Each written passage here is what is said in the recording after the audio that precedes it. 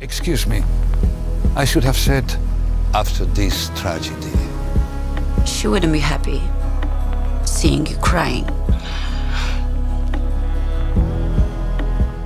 The 365 Days movie series, based on the books by Blanka Lipińska, sparked a lot of interest and led to 2 sequels, leaving fans wondering if 365 Days 4 is on the way. The first movie dropped in 2020, followed by 365 Days This Day in April 2022, and the next 365 Days just a few months later in August 2022. The films focused on Laura Biel, played by Anna Maria Sieklucka, and her intense romance with Sicilian mafioso Massimo. Despite mixed reviews and controversy over the film's themes, the series was a huge hit on Netflix, even topping the charts for several days. Given the popularity of the trilogy, 365 Days 4 might not be far behind. It's still unclear who will be back for 365 Days 4, but the ending of the next 365 Days gives us some clues. It's pretty likely that Anna Maria Sieklucka and Michele Morrone will return as the film wraps up with them. Other characters who could make a comeback include Simone Cecina as Nacho and Magdalena Lamparska as Olga. Although no official details about the plot of 365 Days 4 have been revealed yet, author Blanka Lipińska has shared her thoughts on where the story could go. She suggested that exploring the same events from Massimo's perspective could be an interesting idea via Today. This could serve as a prequel or a fresh take on the trilogy, but it would need to happen soon before the actors age out of their roles. The last scene of the next 365 Days shows Laura and Massimo meeting on a beach where they acknowledge the pain they've caused each other. Massimo tells Laura he'll accept whatever decision she makes, even if it's choosing Nacho over him. But the movie ends before she makes that choice, leaving 365 Days 4 to possibly pick up right there. It could see Laura choosing one of the men or neither, leading both Massimo and Nacho to fight for her love. Since the next 365 Days wrapped up Netflix's controversial 365 Days trilogy, its ending has been analyzed more than any of the previous films. While the 365 Days movies are packed with cliches, they're far from predictable. In fact, the most surprising thing about the next 365 Days is how much more grounded it feels compared to its over-the-top predecessors.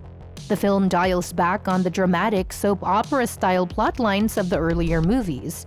Instead of the usual gunfights, kidnappings, or violent showdowns between the 2 love interests, the movie focuses on the love triangle between Nacho, Laura, and Massimo. In a surprising twist, both Massimo and Nacho choose to respect Laura's wishes and give her the space to make her own decision about her love life. Unlike the other films, Laura's life isn't at risk in the next 365 Days, which is a first for the trilogy. Instead, she seems to choose one of the 2 men. Throughout the movie, Massimo and Laura grow distant after the traumatic events of 365 Days This Day, especially after Laura reveals that she lost her pregnancy in a car crash. Massimo is hurt that she didn't tell him sooner, and this creates tension between them. Eventually, Laura sleeps with Nacho while on a business trip in Portugal. Massimo, however, respects her need for space and gives her the time to figure out what's best for her. While critics have slammed the 365 Days films for romanticizing toxic and abusive dynamics, the next 365 Days brings a shift.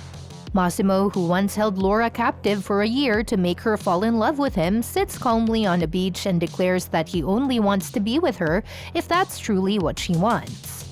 While the next 365 Days leaves the ending open to interpretation, it seems to hint that Laura and Massimo might stay together, but this is actually a pretty big departure from the original novel. In the book, Laura leaves Massimo to be with Nacho, and Massimo's response is to send Laura the dead body of her pet dog.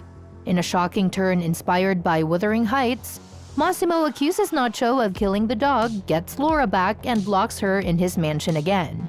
But when Laura finds out Massimo was the one who killed the dog, she seduces him, escapes, and runs off with Nacho. In an unexpected twist, Massimo then agrees to a divorce, and Laura and Nacho live happily ever after, with a crazy mob boss accepting that Laura is gone for good. The Netflix movie ending doesn't clarify if Laura and Massimo will stay together, but it does seem to suggest that they won't break up again. Unlike the previous 365 Days films, which ended with a fake-out death for Laura, the ending of the next 365 Days sees Massimo directly ask Laura who she wants to be with, him or Nacho.